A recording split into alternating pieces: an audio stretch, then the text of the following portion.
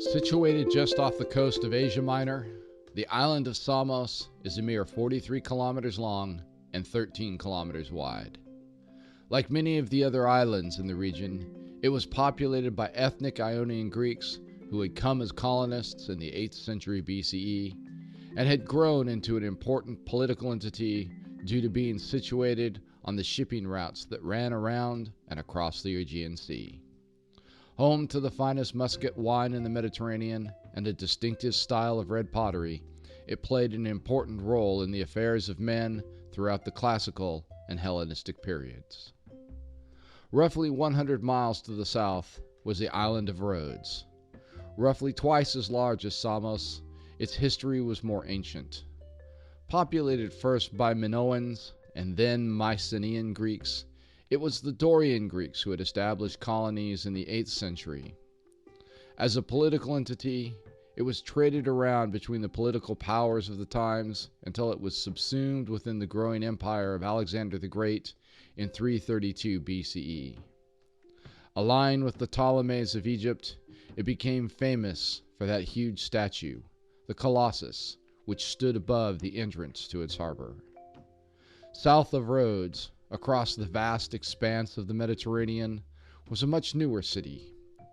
Built by Alexander after his conquest of Egypt, it, like so many other places in the growing empire, bore his name. But this Alexandria was destined to be more than a Greek outpost. It was Alexander's general, Ptolemy I Soter, who established his capital there. He decreed that there would be a great library to rival the great centers of learning in Athens.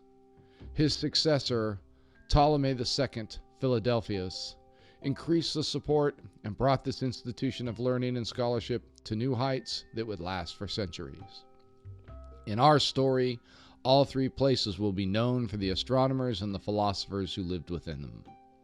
From Samos would come Pythagoras in the 6th century BCE, Epicurus in the 4th century, and Aristarchus and Canon in the 3rd century. On Rhodes, Apollonius, Posidonius, and Hipparchus would make their contributions. And it was at Alexandria that the greatest concentration of intellectual talent would eventually be gathered. Galen and Euclid would work there, as would Eratosthenes and Apollonius.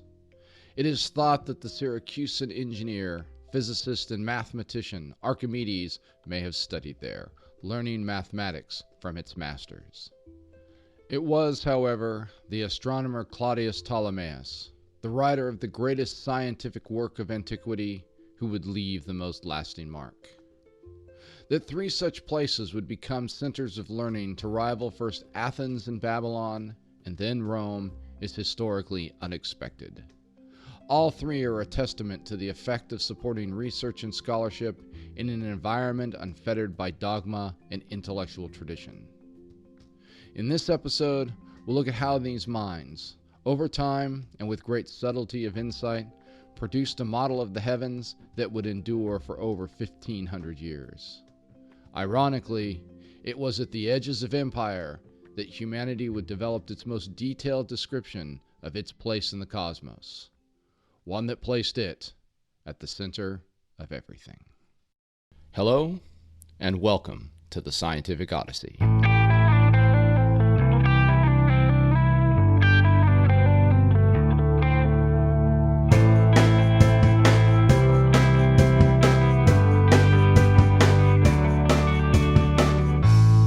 The Scientific Odyssey is a many-part journey into the history and philosophy of science. My name is Chad Davies, and I'm the writer, host, and producer of the podcast, where we consider the ideas, processes, and results of over 2,500 years of scientific inquiry and discovery. Series 3, Finding Our Place. Episode 7, Hellenistic Astronomy, from Aristarchus to Hipparchus.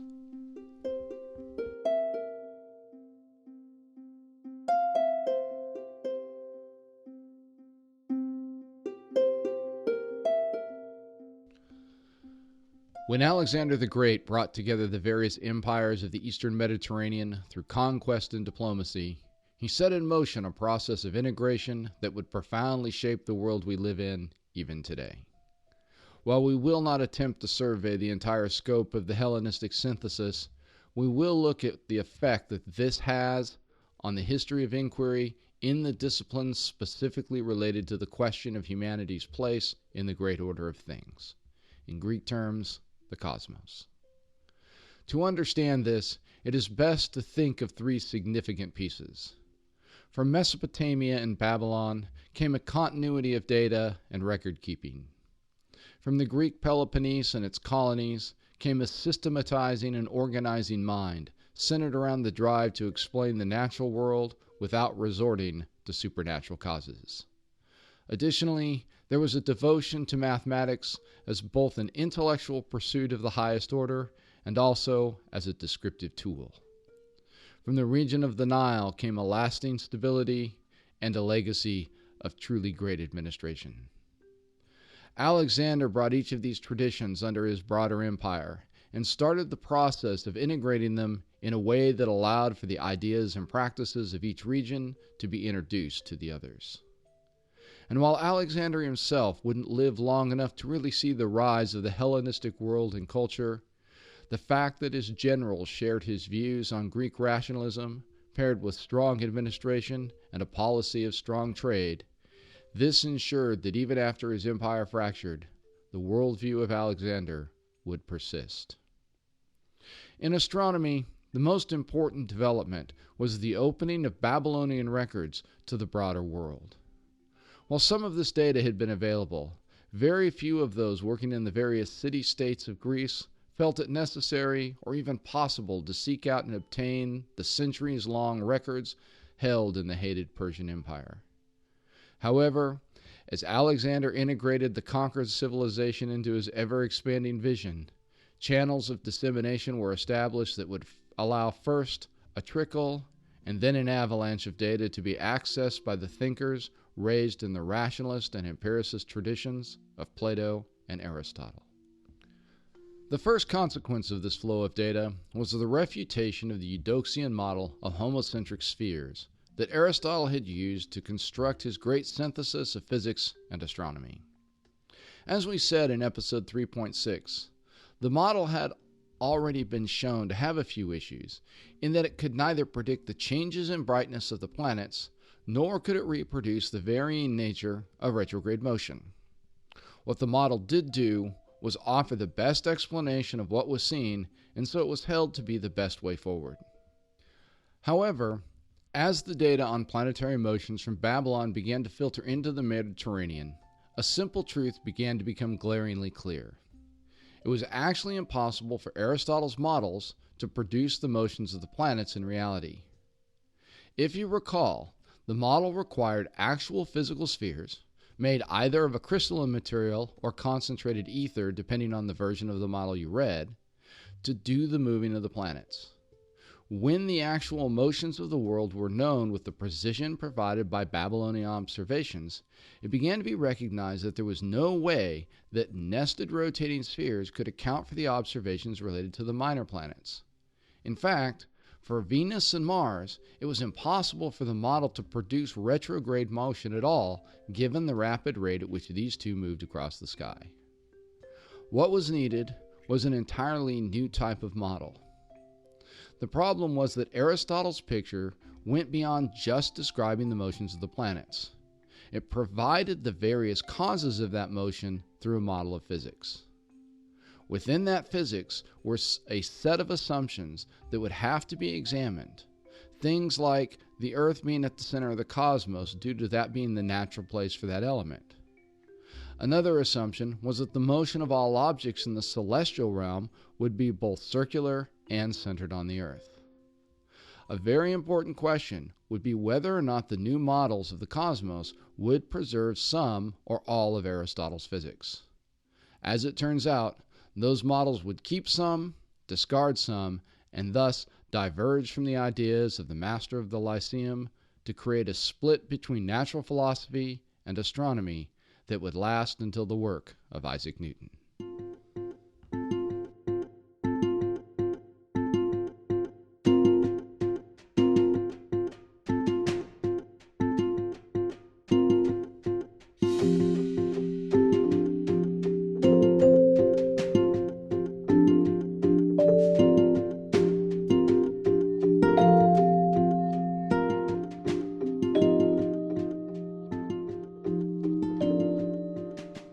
The first figure we need to talk about post-Aristotle is Aristarchus of Samos. Aristarchus was a student of a man by the name of Strato of Lampsacus, who was both a librarian in Alexandria and later the head of the Lyceum after Aristotle's death. While we know some things about what Aristotle did, we only have one of his works titled On the Sizes and Distances of the Sun and the Moon. Claudius Ptolemaeus, whom we will refer to henceforth as Ptolemy, tells us that Aristarchus established the date of the summer solstice in 280 BCE, along with various other measurements related to that. Vitruvius credits him with the invention of a particular type of sundial known as a scaphe. Aetius wrote that he also composed a work related to light, color, and vision that is now completely lost to us. What Aristarchus is best known for, however, are two things: his heliocentric model of the cosmos and his estimations of the sizes of and distances to the sun and moon. The difficulty we have with the first is that whatever Aristarchus produced to explain his model of the universe has been lost. The only reason we know of it at all is due to a reference in a work by his contemporary Archimedes, known as the Sand Reckoner. Quoting from that, Archimedes writes, quote, Aristarchus of Samos brought out a book consisting of some hypotheses, in which the premises lead to the result that the cosmos is many times greater than it is now so called. His hypotheses are that the fixed stars and the sun remain unmoved, that the earth revolves around the sun in the circumference of a circle, the sun lying in the middle of the orbit, and that the sphere of the stars, situated about the same center as the sun, is so great that the circle in which he supposes the earth to revolve bears such a proportion to the distance of the fixed stars as the center of the sphere bears to its surface. Unquote. In other words, Archimedes says that Aristarchus' model is one where the sun is at the center, hence we call it heliocentric, and that the stars are fixed to a sphere that is very far away from it. In the space in between this, the Earth travels on a circular path around the sun and rotates on its axis. Now, we don't have much more than this. We don't know if Aristarchus' model is a direct attempt to address the deficiencies of the homospheric model, or if it represents something as more in line of what Philolaus and the ideas of the Pythagoreans sort of suggested. We also don't know what he did with the other planets besides the moon, which he said orbited the Earth. We also don't have any idea how he dealt with the obvious departure from the physics of Aristotle. What we do know is that the model, at least as we have it, would have accounted for the daily motions of the sky, the monthly motions and phases of the moon, and perhaps the yearly motions of the sun. Because of this work, Aristarchus is sometimes seen or has been called the first Copernicus, but to be historically accurate, we don't really know that. Since we don't have his original work, we don't know how he dealt with the other aspects of the problem, and so it's hard to say if he knew how to deal with retrograde motion. So why didn't Aristarchus' idea of a sun-centered cosmos catch on? Well, in one sense, it does. The heliocentric model will sort of float around out in astronomical intellectual space from this point forward. We'll never really taken seriously, at least not until Copernicus. It's a bit like a sort of interesting and curious bauble that catches the eye from time to time and is picked up for examination, only to be put back on the shelf when it's time to do more serious work. As we'll discuss, in each era, there seems to be a person or two willing to consider the possibility, if for no other reason than it forces them to examine their assumptions. The real reason the model never gains any traction has to do with two things. First, stellar parallax, and then the physics of it all. So let's take a look at each of these things. As we discussed in the previous episode on rounding the Earth, parallax is the perceived shift in the location of an object in relation to other objects due to the change in an observer's position. This can be demonstrated in a very simple way using nothing more complicated than your finger. If you hold your finger in front of your face at arm's length and close one eye, you'll see your finger in a specific location. If you now change which eye is closed, you'll see the finger shift its position. Try it if you can. Now, if you bring your finger closer to your face, you'll notice that the shift is bigger. This, by the way, is what is responsible for most of our depth perception. Now, the argument can be made that if the Earth goes around the Sun, we should be able to observe the stars do this sort of thing, this shift, this parallax. The problem is, of course, is that when we look with our naked eye, no matter how carefully, we don't see this stellar parallax. The stars stay in the same place on the celestial sphere all year long.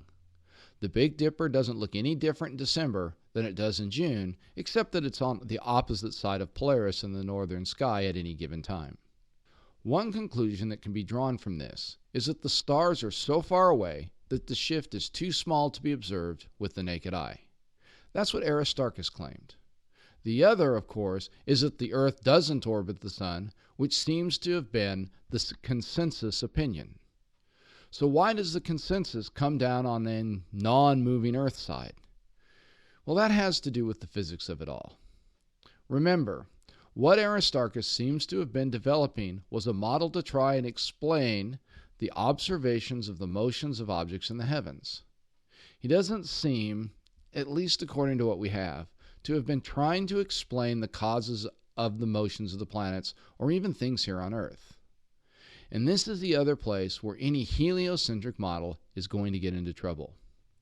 While Aristotle's version of physics has a few problems, things that even he seemed to be uncomfortable with, it did provide a good explanation for the motions of things we observe on the Earth, most specifically why certain objects tend to fall and other objects tend to rise. The explanation pretty much requires that the Earth be at the center of all things. The other major problem from the perspective of physics is that any heliocentric model runs into is how one keeps things from flying off of a rotating Earth. While it is possible that Aristarchus may have addressed this somewhere in his writings, we don't have an account of it. As a scholarly note here, it should be said that Lucio Russo, in his 2004 book, The Forgotten Revolution, suggests that the Greek natural philosophers may have been well along the path to understanding the idea of gravity as well as a mathematical description of its nature.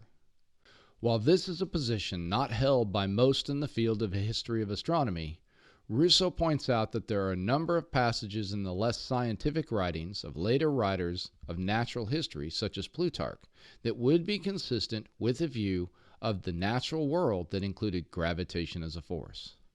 For those that are so inclined, perhaps you might take some time to consider Russo's work for yourselves. In any case, Aristarchus's other great work was to attempt to determine the distance first to the moon and then to the sun. As I mentioned earlier, we do actually have copies of this work, and so we can follow his reasoning pretty closely. He does this calculation in terms of the size of the Earth because the arguments he uses are geometrical, and so rely on that quantity to determine the size of the various triangles in the derivation. Interestingly, while he does have available to him the estimates used by Plato and Aristotle for the size of the Earth, he either doesn't trust them enough to plug them into his mathematical calculation to come up with a specific number, or, more likely, he views the process of determining the number as a purely mathematical exercise. Since we do have the writings of Aristarchus himself on this topic, let's hear the words of the man. Quote, Hypotheses. 1. That the moon receives its light from the sun. 2. That the Earth is in relation of a point and center to the sphere in which the moon moves. 3. That when the moon appears to us halved, the great circle which divides the dark and the bright portions of the moon is in the direction of our eye. 4. That when the moon appears to us halved, its distance from the sun is less than a quadrant by 1/30th of a quadrant. 5. That the breadth of the Earth's shadow is that of 2 moons. 6. That the moon subtends 1/15th part of the sign of the zodiac. We are now in a position to prove the following propositions. 1. The distance of the sun from the Earth is greater than 18 times, but less than 20 times, the distance of the moon from the Earth. This follows from the hypothesis about the halved moon. The diameter of the sun has to be the same ratio as aforesaid to the diameter of the moon. The diameter of the sun is to the diameter of the earth a ratio greater than that which 19 has to 3, but less than that which 43 has to 6. This follows from the ratio thus discovered between the distances, the hypothesis about the shadow, and the hypothesis that the moon subtends 1/15 the part of the sign of the zodiac." Unquote. So, using the information he states in his hypotheses, i.e., that the moon orbits the earth while the earth orbits the sun, that the size of the moon and the sun is 2 degrees in the sky, and what the configuration of the three bodies are in relation to each other at the time of the first quarter moon, Aristarchus is able to come up with a scale model of the three objects using the rules of geometry known to him at that point. While the math is a bit too detailed to go into in this format, there are a number of websites that will walk the interested listener through it. The outcome of this work is to say that the moon is about 1/3 the size of the earth, and that it's about 20 times as far away from the earth as the earth's radius. The sun, he says, is about 19 times bigger than the moon and thus 19 times farther away. It's really a brilliant piece of mathematical work. Of course, as anyone familiar with the actual numbers knows, it's wrong. Now why? The biggest issue is that he got a couple of observational facts wrong.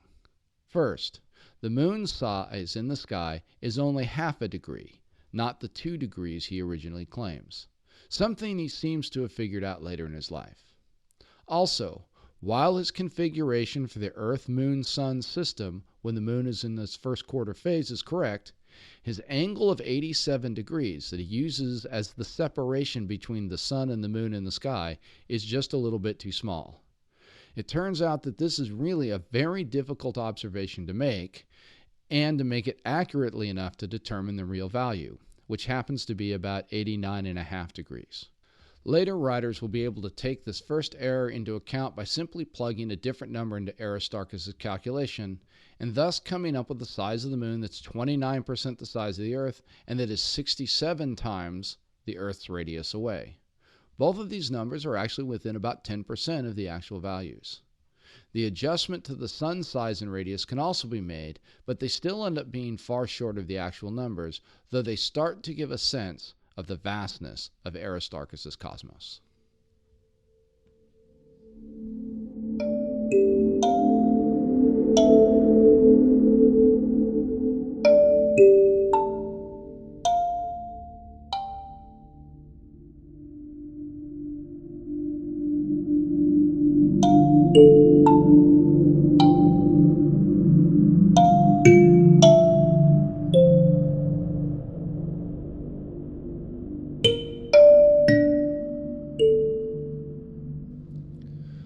The next person we have to consider is a man by the name of Apollonius of Perga. He lived from 262 to about 190 BCE, and while there are several famous figures in the Hellenistic world who go by the name of Apollonius, this one was a mathematician, and a brilliant one at that. The works that we have from him focus on a branch of geometry known as conic sections, which investigates the properties of the figures one gets when a cone is sliced at various angles. If you slice the cone parallel to its base, you get a circle. If at an angle that doesn't intersect with the base, that we call an ellipse, and so forth. We'll post figures at the website www.thescientificodyssey.com for those who might be interested in taking a look. This work on mathematics not only eclipsed the work done by Euclid, but it also served as a significant resource for later thinkers such as Johannes Kepler and Isaac Newton. What we also know from a later writing by Ptolemy is that Apollonius was able to show 2 different ways of solving a problem actually gave the same result. Unfortunately, this is another one of those places where the history gets pretty murky due to a lack of primary sources. So what we'll do is we'll talk about the 2 approaches and then return to the historical narrative to see that we can make some sense of all of this. The problem that people are trying to solve is whether there's another way to create a geocentric model of the cosmos that will match the observational data. Remember, the Eudoxian spheres have been shown to fail to actually produce the motions of the lesser planets. One of the ways to fix the problem is to reject one of Aristotle's assumptions, specifically that the Earth has to be the center of all rotation in the celestial realm. If you do that, the way that you can produce retrograde motion is to have a new kind of two-sphere model. The first sphere is called the deferent. It is centered on the Earth and it rotates at a constant rate. The second sphere is called an epicycle. It is centered not on the Earth, but rather on a specific point on the deferent about which it rotates. The planet, say Mars, is then attached to a single point on the epicycle. Now again, because this is pretty complicated, we'll put some links out on the website so that you can take a look at some animations of this type of motion if you're interested. The way it works is, as the deferent rotates, it carries the epicycle around the Earth. And as the epicycle rotates, it carries the planet around a point on the deferent, which is, of course, rotating around the Earth. The combination of these two motions will carry the planet on a path through space in a way that does not have uniform speed, changes its distance to the Earth, and can, if the parameters are selected properly, produce retrograde motion. We'll call this the deferent epicycle geocentric model. The other model works by getting rid of a different assumption of Aristotle's. This time it's the assumption that the Earth has to be the exact center of the cosmos. If the Earth is shifted to one side of the center, the planet's motion on a perfect circle at constant velocity will appear to that observer on the Earth to speed up and slow down, and the brightness of the planet will change. This is because as the planet gets closer to the off-center Earth, it will cover more angular distance, and as being closer, it will also be brighter.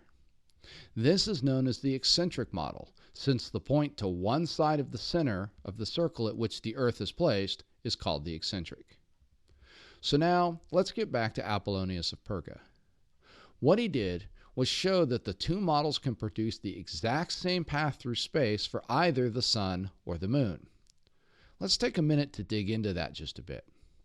First, should be recognized that by this point there's enough data from the Babylonians in the conversation that everybody working on this sort of stuff knows that the Sun and Moon don't travel uniformly through the zodiacal constellations.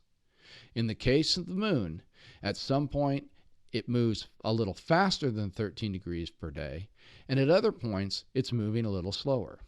For the Sun, of course, that average number is about 1 degree, but there are times when it moves a bit faster than that and others when it moves a bit more slowly. Moreover, these changes aren't perfectly regular in nature. And just as a side note, that's some pretty amazing observational precision right there, all due to the Babylonian astronomers. Now here's a place where another puzzle of historical narrative presents itself. While there are some historians of astronomy who suggest that Apollonius came up with both the models we've talked about and then compared them, there's really actually not a lot of evidence to support that kind of a conclusion. The broader consensus, at least as far as I've been able to ascertain, is that the deferent epicycle model predates the work of Apollonius. We don't know when it was first introduced, maybe at about the same time as Aristarchus' heliocentric model, but it was thought that it was well established enough that Apollonius could sort of just, run it out there, and his educated reader, probably other mathematicians and a few natural philosophers, would know what it was. What the upshot of his work seems to have been was that when it came to the Sun, an earthbound observer couldn't actually distinguish between which of the two models would have been correct. Now, before we get into the implications of this on the philosophy of science, let me note that this equivalence of models is only true for the motions of the Sun and the Moon. Since neither of these planets, and remember, we're still using the ancient definition of that label, undergoes retrograde motion, we don't have to account for that phenomena, and so the eccentric model works just great. The thing that has to be kept in mind is that the eccentric model, though, can't account for the retrograde motion as it never has the planet move backwards. Therefore, for the 5 lesser planets, their back and forth motion requires one to actually use the deferent epicycle model in an Earth-centered cosmos. So why is the epicycle model even considered? Well, there are really two reasons. The first is that Apollonius is a mathematician, and he probably sees that this is a really interesting mathematical problem. In fact, what we have from him preserved in Ptolemy is a proof that the two explanations will produce the same motion for an object that does not undergo retrograde motion. For Apollonius and the mathematicians that follow him, that was interesting enough. The second reason is the idea that you figure out the simplest stuff first and then move on to things that are more complicated. The simplest motion to try and understand was that of the sun. The next would have been for the moon. For a mathematician, if you can't get those two correct, there's really no point in trying to explain the more complicated stuff. In the spirit of this being a more mathematical exercise rather than a physical one, Apollonius doesn't actually work out the details of the motions of the sun and the moon. He just shows that the two approaches are equivalent, and so either could be used. The guy who actually sits down and plugs numbers into everything is Hipparchus of Nicaea. Hipparchus lived from about 190 to about 120 BCE in the kingdom of Bithynia on the coast of Asia Minor, though he doesn't seem to have spent a whole lot of his life there. He's another figure from whom we have almost no primary source material, which I have to say is just absolutely heartbreaking because he seems to have done so much really amazing work. As is often the case, most of what we know about his contributions to astronomy are found in the writings of other, later scholars, most notably Ptolemy. What seems to be the case is that by the time of Hipparchus's astronomical work on the island of Rhodes, generally held to have been taking place somewhere between about 147 and 127 BCE, the full weight of Babylonian measurement has made its way into the Greek sphere. Hipparchus uses this data, as well as information garnered from the library in Alexandria, to do the hard work of figuring out the various observational constraints needed to build an accurate model of the motions of the planets. While there are those who claim that he actually began with a heliocentric model that he abandoned when he couldn't get circular orbits to reproduce the observations, there's only a small amount of circumstantial evidence to support that idea. What we do know is that he was able to build a theory of the sun's motion using both the deferent epicycle and the heliocentric models that was pretty accurate. He was also able to build a model for the moon's motion that was relatively good, but in a development that would prefigure the even more complicated models down the road, it required him to use both an eccentric point and an epicycle to get the predictions of the lunar motion to be reasonably close to what was actually seen. In the case of his solar theory, as it is usually called, Hipparchus seems to have agreed with Apollonius that the two models produced equivalent outcomes.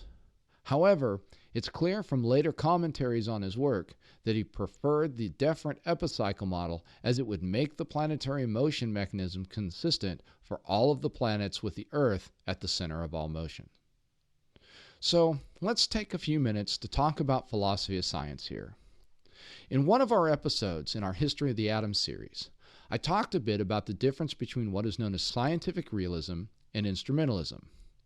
For those who haven't listened to that episode, scientific realism is the view that when one creates a hypothesis or model, the elements of that model are the best attempt at accurate descriptions of what really exists in the physical world.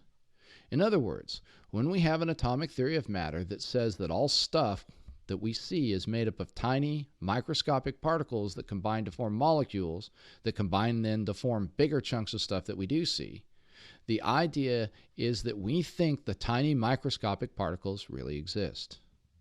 What the instrumentalist will say is that those elements of a model or hypothesis that we haven't actually observed to exist are just instruments to explain the observable phenomena, and that nothing can be said about their reality until they are observed.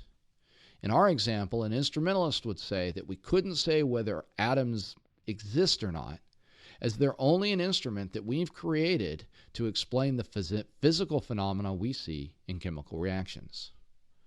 Okay, so how does that apply here?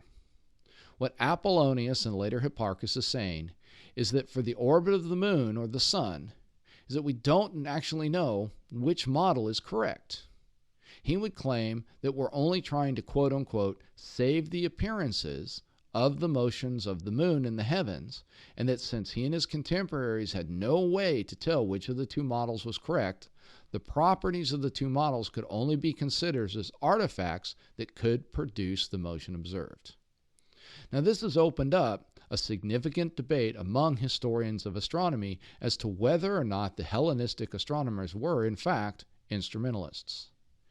In one camp, there is the argument that since they end up having to reject Aristotle's physics and the accompanying objections of later natural philosophers, they more or less have to be instrumentalists. As each successive model is created, the only considerations the astronomers have are the models have to be internally consistent and they have to produce motions that match the data. This view was first put forward by the French philosopher of science Pierre Duhem in 1908 and has been espoused by many others since. In his book, Sleepwalkers, Arthur Koestler summarizes the position by writing, quote, "The astronomer saved the phenomena if he succeeded in inventing a hypothesis which resolved the irregular motions of the planets along irregularly shaped orbits into regular motions along circular orbits, regardless of whether the hypothesis was true or not, i.e., whether it was physically possible or not. Astronomy, after Aristotle, becomes an abstract sky geometry, divorced from physical reality. It serves a practical purpose as a method for computing tables of the motions of the sun, moon, and planets. But as to the real nature of the universe, it has nothing to say. Ptolemy himself was quite explicit about this." Unquote. However, there are those who say that this just isn't the case.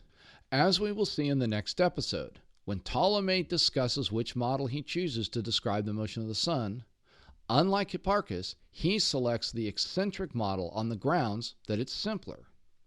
Now, this simplicity is not mathematical, but rather physical, indicating that he believed he was providing a description of the heavens as they really were. Those who object to the instrumentalist interpretation of what was going on in Greek astronomy caution that we should not mistake the lack of rigor in some of the models for a discounting of their possible physical reality. As James Evan writes in his book, The History and Practice of Ancient Astronomy, quote, "Early Greek astronomy was far more concerned with broad physical explanation than with numerical details.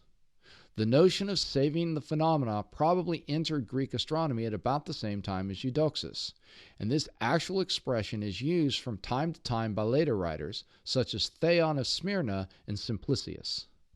However, what counted as phenomena in need of saving evolved with time. The first Greek planetary theories had no numerical predictive power at all. Rather, they were concerned only with explaining the basic features of the planet's motions, such as retrograde motion, in terms of accepted physical principles. Eudoxius' own planetary theory was criticized, not for failing to pass some exacting numerical test, but for failing to account for the variations in the brightness of Mars and Venus, an obvious physical change readily perceivable without instruments or measurements. Thus, in Greek thought about the motion of the sun, moon, and planets, the desire for broad physical explanation is manifested long before the Greeks start to make careful observations or to devise theory that could be used to make accurate predictions. Planetary theories with numerical predictive power, and thus the idea of saving the phenomena in a Greek sense, did not enter Greek astronomy until relatively late, around the time of Hipparchus. Several Greek writers point out that it is impossible to know whether the eccentric circle model of the sun would be preferred over the epicycle or vice versa. But this does not mean that they did not care which model was true. The opposing positions taken by Hipparchus and Ptolemy in this debate were clearly determined by their views about the physical nature of the universe. Moreover, when Ptolemy tried to calculate the size of the whole cosmos in his planetary hypothesis, by nesting the mechanisms for the various planets one within another, he certainly took the planetary models as physically real." Unquote. What I think we're seeing here is pretty interesting. The astronomers, the guys who are trying to use mathematical tools to build models of the universe, have basically figured out that they can't make it work if they stay with Aristotle's physics 100%. So they've got to try and see which of Aristotle's assumptions they're going to get rid of. They know that they're constrained to have to produce the motions of the things in the sky, at least qualitatively, but they also want to preserve what they can of the accepted ideas on the causes of motion. So they build different types of models based on which assumptions they want to keep and which ones they're willing to get rid of. One model moves the Earth off the center of the simple circular motion or rotation, while the other keeps the Earth at the center of the model while saying that not all of the rotation has to be strictly around the Earth.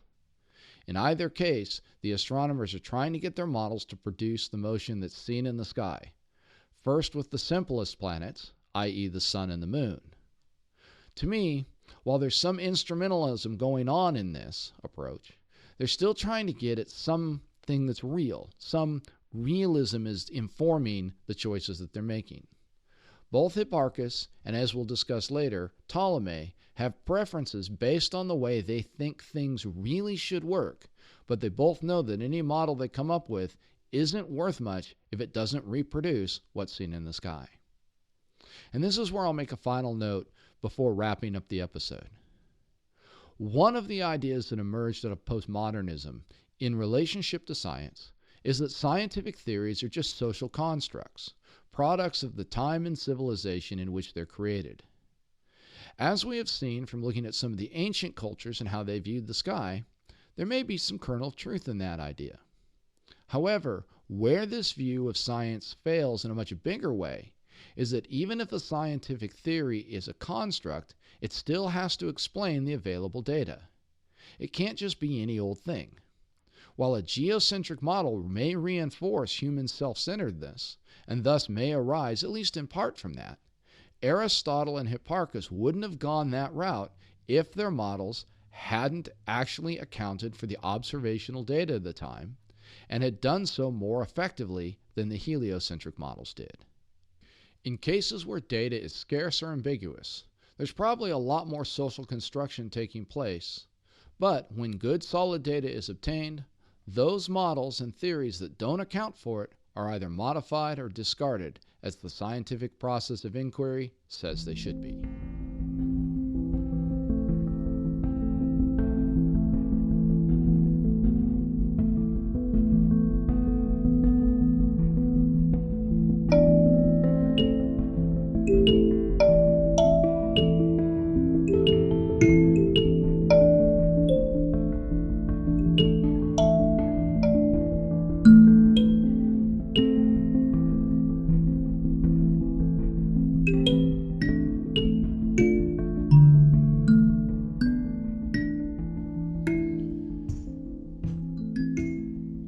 It is at this point that we'll conclude the episode.